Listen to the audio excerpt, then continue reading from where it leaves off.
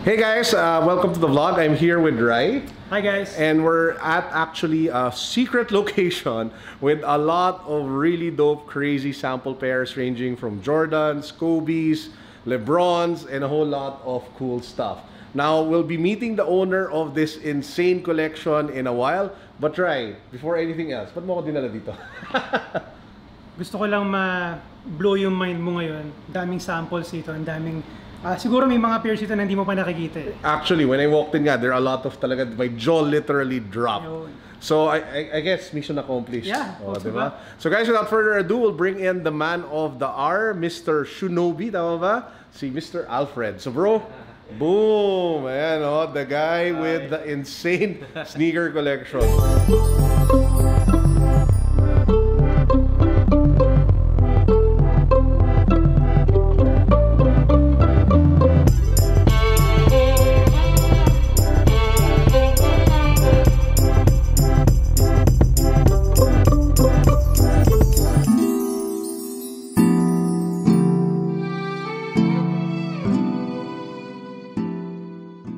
What got you specifically into samples? Because guys, I will pan to the left and to the right. Most of the sneakers in your like priced cases are mostly samples. So why samples? Siguro 2013 na-inspire ako kay Perfect Pair. Tapos may mga local collectors dito, sila Henson Brothers, sila YEEZY. Yun, nag-start ako ng dahan-dahan, ng konti-konti. Naalala mo pa yung pinakaunang sample pair na nabili mo? Nandito pa ba siya? Yeah, meron. Which one yun? Actually, hindi siya family and friends siya na LeBron 8 denim. Ito yung una-una kong hit na nakuha.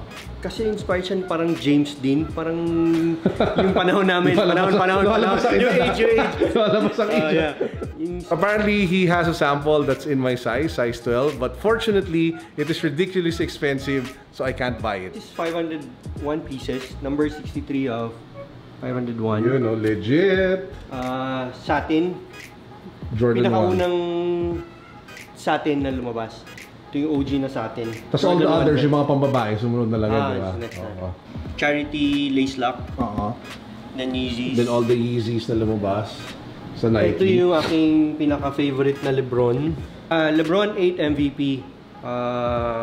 Rumored 1 of 3 sa white swoosh. Dapat mag-MVP siya. Kaya lang, si Derrick Rose yung nanalo ng Derrick Rose. Ito yung Champ Pack Low na regular, na limited. Ito yung sample ng reverse Champ Pack. Ito yung low. Ito yung high. Tapos MVP 10, MVP 9. Grabe. Must be the honey. Ito yung LeBron HWC ring ceremony. Nung every may championship, every first game nila may ring. Yung awarding ng ring, ito yung binibigay. Ito yung binigay sa kanya ni LeBron. Okay. Ito yung isa sa pinakamahirap na LeBron, yung sa Watch the Throne na series. Kasi unseen siya before, kaya lang nilabas siya ni Brandon Wims, yung best friend ni LeBron. Ito yung may lace lock. Original na wrist lock. Ito yung glow in the dark na version. Kasi ito yung DJ Clark Kent. Nice. War veteran. Tapos high school ni Irish. Ito yung signed ni Kobe with panini na paper. Ito yung Olympic na signed ni Michael Jordan. Eminem. So why do you have two? Nauna kong nakuha yung hindi ko size.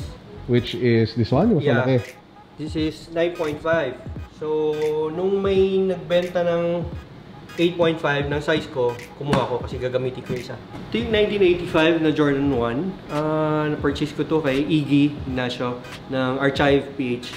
Special to sa akin kasi ito talaga yung grail na gusto ko ni Jordan. And it's literally history in your hands. History siya. That's sports history in your hand.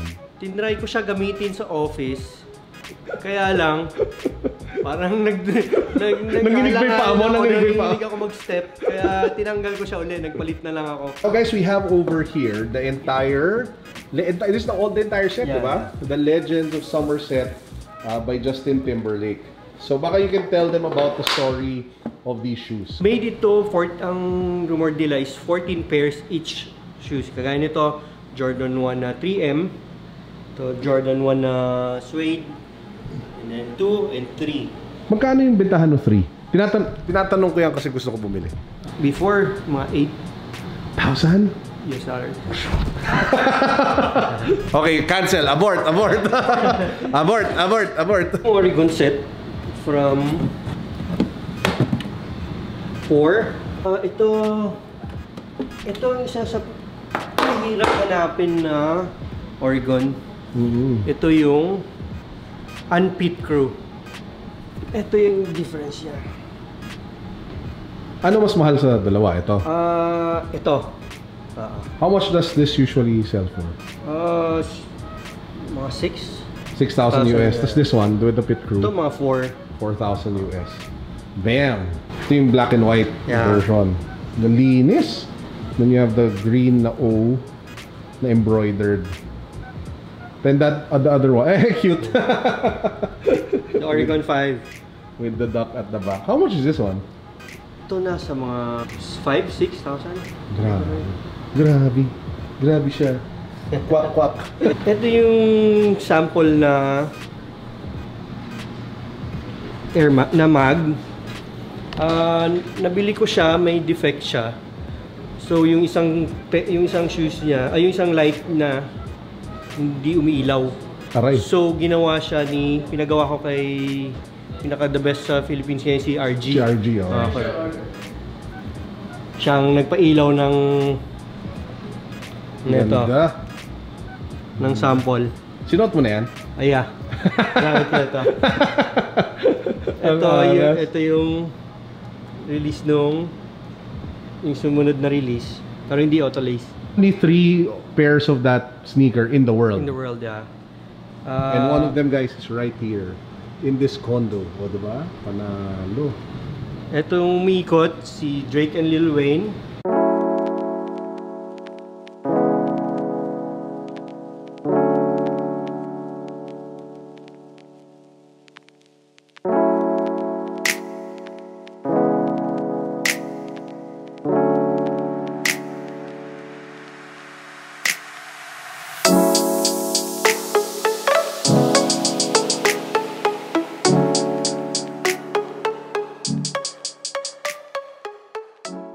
Do you wear them often? Parang hindi. Ito hindi pa nagamit to.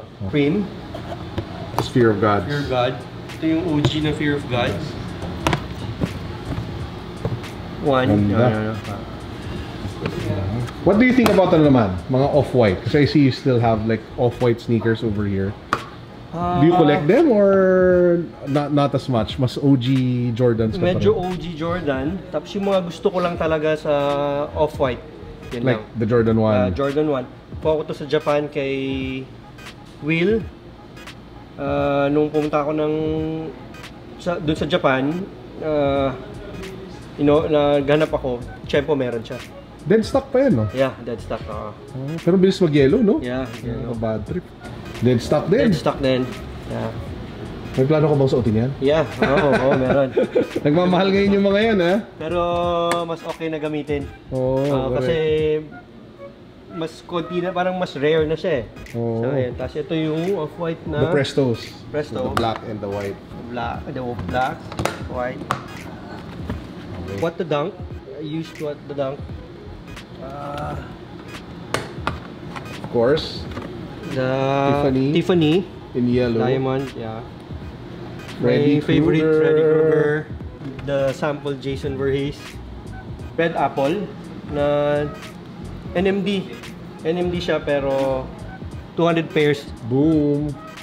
Number... Napaka-unassuming no? Pero numbered pala. Number 50 of 200. Yan ang favorite ko. Concord. Lalabas yung bread. Lumabas na pala yung breads, no? Actually, may papabuksan sila sa iyo mamaya. Kung may mga box silang maliit lang na check natin kung okay, sige. Sign. Signed ni Connor. Wow. This is his real signature. Nakuha mo siya signed na o? Signed na.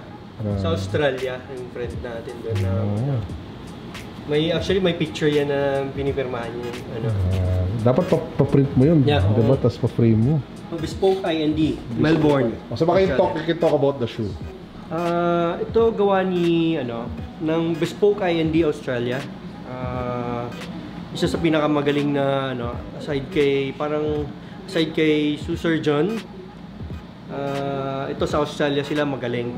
Ginawa nila si JC ng Urban Necessities. Then ito sinunod nila with my logo, tas bespoke logo with Shoenobi eyes na reflective. And all the materials are premium. Yung materials diba? premium. Yung swoosh is shark skin, then lamb, tas may kangaroo, yata yan, kangaroo, pig skin. Yun yung mga leather niya. Madaming animal yung nandito, guys.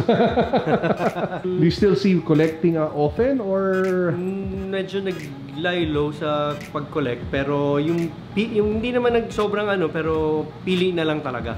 Piling-pili na lang. Yung mga gustong-gusto na lang talaga, yun na lang.